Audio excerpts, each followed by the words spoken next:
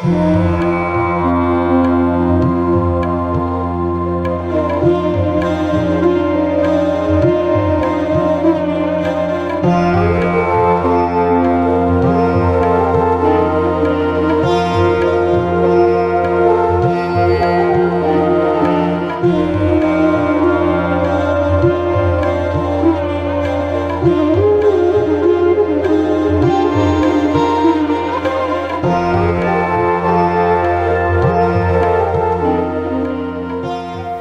ਵੇਖਣ ਵਾਲਿਆਂ ਨੂੰ ਸ਼ਹਿਜ਼ਾਦ ਜੋਈਆ ਵੱਲੋਂ ਪਿਆਰ ਭਰਾ ਅਸਲਾਮ ਅਲੈਕੁਮ, ਸਤਿ ਸ੍ਰੀ ਅਕਾਲ ਤੇ ਨਮਸਤੇ। ਰੇਲ ਗੱਡੀ ਇੱਕ ਇਸਤਾਰਾ ਹੈ ਵਿਛੋੜੇ ਦਾ ਤੇ ਵਿਸਾਲ ਦਾ। ਰੇਲ ਦੀ ਸੀਟੀ ਵੱਜਦਿਆਂ ਹੀ ਬਹੁਤ ਸਾਰੇ ਦਿਲਾਂ ਦੇ ਵਿੱਚ ਮਿਲਣ ਦੀ ਉਮੰਗ ਪੈਦਾ ਹੁੰਦੀ ਹੈ ਤੇ ਉੱਥੇ ਹੀ ਰੇਲ ਦੀ ਸੀਟੀ ਕਈਆਂ ਨੂੰ ਵਿਛੋੜੇ ਦਾ ਦੁੱਖ ਵੀ ਵਿਖਾਉਂਦੀ ਹੈ। ਅੱਜ ਅਸੀਂ ਮੌਜੂਦ ਹਾਂ ਇੱਕ ਇਹੋ ਜਿਹੇ ਰੇਲਵੇ ਸਟੇਸ਼ਨ ਤੇ ਜਿਹਦੀ ਤਾਰੀਖ ਬਹੁਤ ਪੁਰਾਣੀ ਹੈ, ਜਿਸ रेलवे स्टेशन ਤੇ बहुत सारे दिल मिले और बहुत सारे दिल विछड़े। मैं अज मौजूद हाँ ज़िला बहावल नगर के किसी दौर के मसरूफ तरीन रेलवे स्टेशन मंडी सादकगंज ते।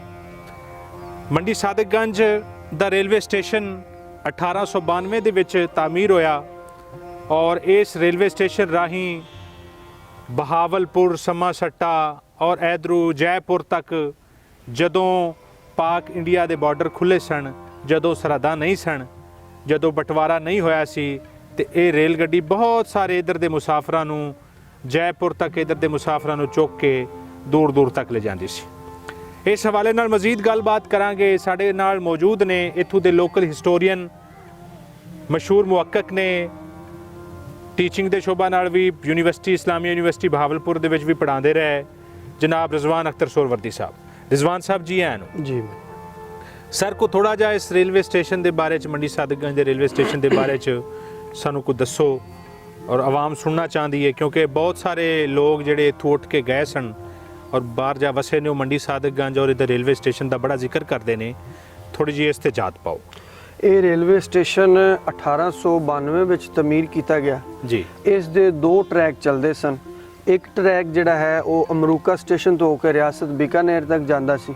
सही। ਦੂਸਰਾ ਟਰੈਕ ਜਿਹੜਾ ਹੈ ਉਹ ਛੱਤੇ ਕੇ ਵਾਲੇ ਪਾਸੋਂ ਟਰਨ ਹੋ ਕੇ ਤੇ ਹਿੰਦੂ ਮਲਕੋਟ ਤੱਕ ਜਾਂਦਾ ਰਿਹਾ। ਜ਼ਬਰਦਸਤ। 1970 ਤੱਕ ਇਹ ਜਿਹੜਾ ਹੈ ਰੇਲਵੇ ਸਟੇਸ਼ਨ ਹੈ ਜੰਕਸ਼ਨ ਰਿਹਾ ਹੈ। ਉਸ ਵਕਤ ਮਿੰਚਨਾਬਾਦ ਤੇ ਭਾਵਲ ਨਗਰ ਵਾਲੇ ਸਟੇਸ਼ਨ ਜੰਕਸ਼ਨ ਨਹੀਂ ਸਨ। ਸਹੀ। ਇੱਥੇ ਬਹੁਤ ਸਾਰੀਆਂ ਟ੍ਰੇਨਾਂ ਆਉਂਦੀਆਂ ਸਨ ਜਾਂਦੀਆਂ ਸਨ। ਉਸ ਤੋਂ ਬਾਅਦ ਇਹ ਟਰੈਕ ਮੁਸਲਸਲ ਜਿਹੜਾ ਹੈ ਉਹ ਜ਼ਵਾਲ ਪਜ਼ੀਰ ਹੀ ਹੁੰਦਾ ਰਿਹਾ। ਤਾਲਬਨ 2012 ਚ ਇਸ ਤੋਂ ਗੱਡੀ ਜਿਹੜਾ ਹੈ ਨਾ ਆਣੀ ਬੰਦ ਹੋ ਗਈ ਸੀ। ਆਖਰੀ ਵਾਰੀ ਜੀ ਆਖਰੀ ਗੱਡੀ ਤਕਰੀਬਨ 2012 ਵਿੱਚ ਆਈ। ਪਾਰਟੀਸ਼ਨ ਤੋਂ ਪਹਿਲੇ ਇੱਥੇ ਕਾਇਦੇ ਆਜ਼ਮ ਮੁਹੰਮਦ ਅਲੀ ਜਨਾਹ ਸਾਹਿਬ ਵੀ ਇੱਕ ਰਾਤ ਰੁਕੇ ਸਨ। ਜ਼ਬਰਦਸਤ ਜੀ। और मशहूर लिखारी इंतज़ार हुसैन साहब के बारे भी आखा जाता है कि उन्होंने भी अपनी किसी तहरीर दे विच इस रेलवे स्टेशन का जिक्र किया है। हाँ जी। खैर साडे नाल बहुत सारे लोग जिहड़े चढ़ते पंजाब के जिहड़े इत्थों उठ के गए ने वो अक्सर इहदा जिक्र करते हैं और कहते हैं कि असीं इत्थों सफ़र किया। ये रेलवे स्टेशन जिहड़ा है मंडी सादकगंज का एक तारीखी हैसीयत रखता है जी। सो ये बारे हुण इस वक्त सुन रहे हैं असीं कि दोबारा रेल का है इफ्तिताह होने लग्या ते ये बारे की तुसीं जी वो दोबारा ट्रैक जिहड़ा है भावल नगर वाले पासों एवें आ रहे ने मंडी सादकगंज वाल दोबारा नवा ट्रैक जिहड़ा है वो बना रहे ने। सही। अच्छा इस रेलवे स्टेशन का 1970 तक जिहड़ा नाम सी वो सी McLeod Road railway station. McLeod Road. McLeod Road ये जिहड़ा सीधी सड़क जाती है मैकलोडगंज नूं जांदी सी। हाँ जी वो फिर उस दी निस्बत नाल इसदा नाम जिहड़ा है वो मैकलोड रोड। मेरे ख्याल में जो पॉलिटिकल एजेंट सन जनरल मैकलोड साहब, जनरल मैकलोड जी ने ते मैकलोडगंज दा नाम मैकलोडगंज है। 1970 ਵਿੱਚ ਮੌਲਵੀ ਅਬਦੁਲ ਅਜ਼ੀਜ਼ ਸਾਹਿਬ ਚੇਅਰਮੈਨ ਬਣੇ ਤੇ ਉਹਨਾਂ ਨੇ ਫਿਰ ਇੱਕ ਕਰਾਰਦਾਦ ਜਿਹੜੀ ਹੈ ਪਾਸ ਕਰਵਾਈ ਕਿ ਇਸ ਦਾ ਨਾਮ ਜਿਹੜਾ ਹੈ ਮੰਡੀ ਸਾਦਕਗੰਜ ਰੇਲਵੇ ਸਟੇਸ਼ਨ ਰੱਖਿਆ ਗਿਆ। ਇੱਥੇ ਮੁਸਾਫਰਖਾਨਾ ਸੀ, ਬਹੁਤ ਸਾਰੇ ਲੋਕ ਇੱਥੇ ਆਉਂਦੇ ਸਨ ਜਾਂਦੇ ਸਨ। ਫਿਰ ਉਹਦੀ ਵਜ੍ਹਾ ਮੰਡੀ ਵੀ ਆਬਾਦ ਸੀ, ਉੱਥੋਂ ਲੋਕ ਬਹੁਤ ਸਾਰਾ ਸਮਾਨ ਲੈ ਕੇ ਆਉਂਦੇ ਸਨ, ਇੱਥੋਂ ਸਮਾਨ ਲੈ ਕੇ ਉਧਰ ਜਾਂਦੇ ਸਨ। हाँ जाते सन। ठीक हो गया। अच्छा रिजवान साहब अगर ये जरा आप स्ट्रक्चर से गल करिए जी। वेखो किनियां धुप्पां किनियां बारिशां किन्ने झक्कड़ इसने झेले ने जी बिल्कुल। लेकिन हुण भी ਇਹਦੀ ਲੱਕੜੀ और ਇਹਦੀ हर चीज़ तकरीबन अगर ਇਹਨੂੰ ਦੁਬਾਰਾ ਤੇ ਰੈਨੋਵੇਟ ਕੀਤਾ ਜਾਵੇ हाँ जी ਤੇ ਬਹੁਤ ਅੱਛੀ ਹਾਲਤ ਵਿੱਚ ਹਾਲੀ ਵੀ ਖੜਾ ਹੈ। जी बिल्कुल ये अंग्रेज़ दौर ਦੀ ਬਣੀ ਹੋਈ ਹੈ। ਹਰ ਚੀਜ਼ ਬੜੀ ਉਹਨਾਂ ਨੇ ਮਜ਼ਬੂਤ ਤੇ ਪਾਇਦਾਰ ਲਾਈ ਹੈ। ਹਾਂਜੀ। ਹਰ ਚੀਜ਼ ਉਵੇਂ ਹੀ ਹੈ, ਇਸ ਦੇ ਵਿੱਚ ਕੋਈ ਤਬਦੀਲੀ ਨਹੀਂ ਕੀਤੀ। ਅਸਾਂ ਤੇ ਨੇ ਤੇ ਇੱਕ ਜਿਹੜਾ ਹੈ ਨਾ ਦਰਵਾਜ਼ਾ ਵੀ ਨਹੀਂ ਨਵਾਂ ਲਵਾਇਆ, ਸਾਰਾ ਉਸੇ ਦੌਰ ਦਾ ਬੜਾ ਮਜ਼ਬੂਤ ਖੜਾ ਹੈ। ਅੱਛਾ, ਤੇ ਆਪਣਾ ਰਿਜ਼ਵਾਨ ਸਾਹਿਬ ਥੋੜਾ ਜਿਹਾ ਅਸੀਂ ਇਹਦੇ ਸਟਰਕਚਰ ਬਾਰੇ ਪੁੱਛ ਲਈਏ।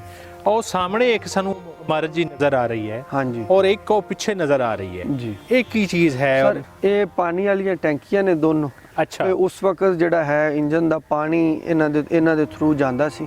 ਕੋਇਲਿਆਂ ਦਾ ਇੰਜਨ ਕੋਇਲਿਆਂ ਉਦੋਂ ਦਾ ਚੱਲਦਾ ਇੰਜਨ, ਸੀ। ਹਾਂਜੀ ਕੋਇਲਿਆਂ ਦੇ ਠੀਕ, ਇੰਜਨ ਠੀਕ। ਦੇ ਜ਼ਮਾਨੇ ਵਿੱਚ ਇਹ ਜਿਹੜਾ ਨਾ ਪਾਣੀ ਦੀ ਤਰਸੀਲ ਇੱਥੋਂ ਹੁੰਦੀ ਸੀ।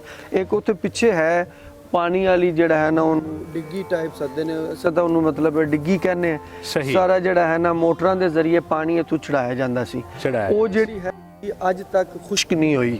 ਠੀਕ। ਮਤਲਬ ਹਾਂਜੀ 1971 ਦੀ ਜੰਗ ਵਿੱਚ ਇੱਕ ਤਿਆਰਾ ਵੀ ਉਸ ਦੇ ਵਿੱਚ ਆ ਕੇ ਡਿੱਗਿਆ, ਲੇਕਿਨ ਉਹ ਬਾਅਦ ਚ ਉਸ ਦਾ ਮਲਬਾ ਨਹੀਂ ਮਿਲਿਆ। ਮਲਬਾ ਨਹੀਂ ਹਾਂਜੀ ਮਿਲਿਆ। ਉਹ ਅੱਜ ਤੱਕ ਜਿਹੜੀ ਹੈ ਨਾ ਉਸੇ ਹਾਲਤ ਵਿੱਚ ਉਹਦੇ ਚ ਪਾਣੀ ਮੌਜੂਦ ਹੀ ਰਹਿੰਦਾ, ਖੁਸ਼ਕ ਨਹੀਂ ਹੋਈ ਕਦੇ ਵੀ।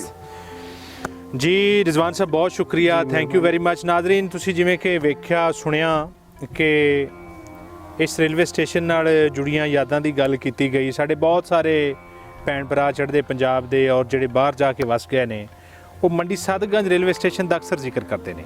ਸੋ ਇਹ ਤੁਹਾਡੇ ਵਾਸਤੇ ਸਪੈਸ਼ਲ ਐਪੀਸੋਡ ਹੈ ਤੁਹਾਡੇ ਵਾਸਤੇ।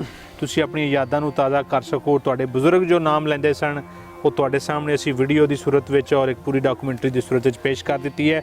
ਆਪਣਾ ਬਹੁਤ ਸਾਰਾ ਖਿਆਲ ਰੱਖਣਾ। ਸਤਿ ਸ੍ਰੀ ਅਕਾਲ, ਸਲਾਮ ਅਲੈਕਮ, ਨਮਸਤੇ।